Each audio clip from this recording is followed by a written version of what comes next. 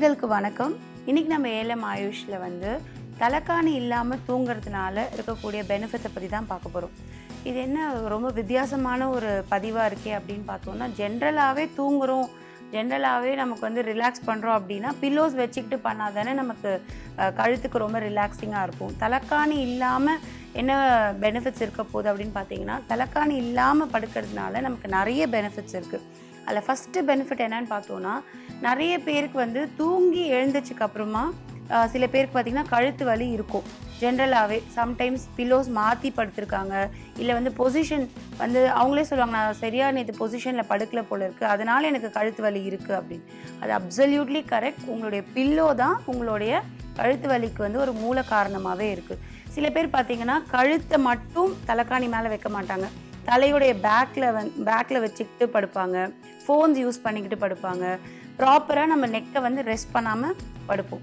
இப்போ இந்த பில்லோஸ் வைக்கிறதுனால என்ன ஆகும் அப்படின்னு பார்த்தீங்கன்னா, நம்மளுடைய ஸ்பைனுடைய கர்வேச்சர், அந்த கர்வேச்சர் ஆல்டர் ஆகும்போது நமக்கு இது மாதிரியான வலிகள் எல்லாம் அதிகமாகும். ஸோ முடிஞ்ச வரைக்கும் கழுத்து வலி இருக்கவங்க, இல்லை ஜென்ரலாகவே நம்ம கழுத்து வலியிலேருந்து எனக்கு கழுத்து வலி வராமல் இருக்கணும்னு ப்ரிவென்ட் பண்ணணும்னு நினைக்கிறவங்க பில்லோஸ் இல்லாமல் படுத்தாங்க அப்படின்னா ரொம்ப ரொம்ப பெனிஃபிஷியலாக இருக்கும். அதுக்கடுத்து பார்த்தோம் அப்படின்னா பேக் பெயின்.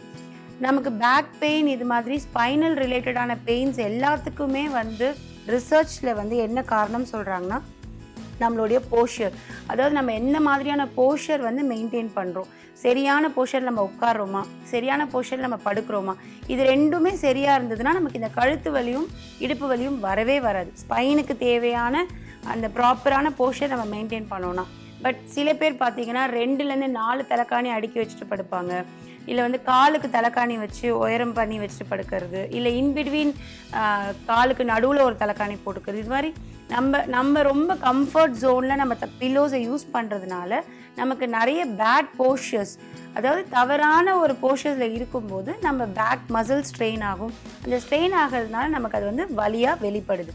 ஸோ முடிஞ்ச வரைக்கும் நீங்கள் பில்லோஸை அவாய்ட் பண்ணிவிட்டு ஃப்ளாட்டாக படுத்தீங்க, பெட்டில் ஃப்ளாட்டாக படுத்திங்கன்னா ஸ்பைன் அதோடைய எஸ் ஷேப்டு கர்வேச்சரை மெயின்டைன் பண்ண ஆரம்பிக்கும்.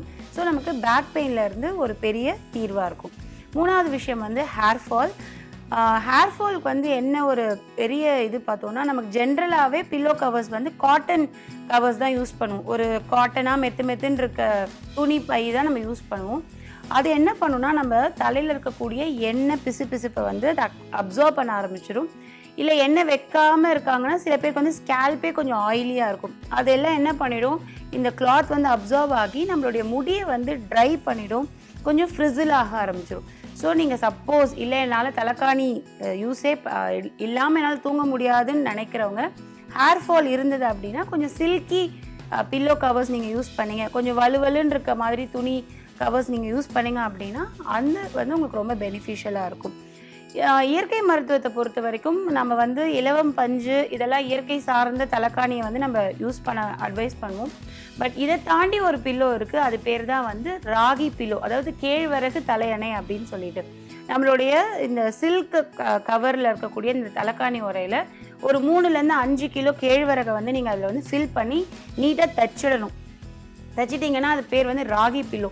நீங்கள் எந்த ஃபார்மேட்டில் உங்கள் தலையை வச்சு நீங்கள் படுத்தாலும் அந்த ராகி உங்களுக்கு ஏற்ற மாதிரி வளைஞ்சி கொடுத்து ஃப்ளெக்சிபிளாக இருக்கும்.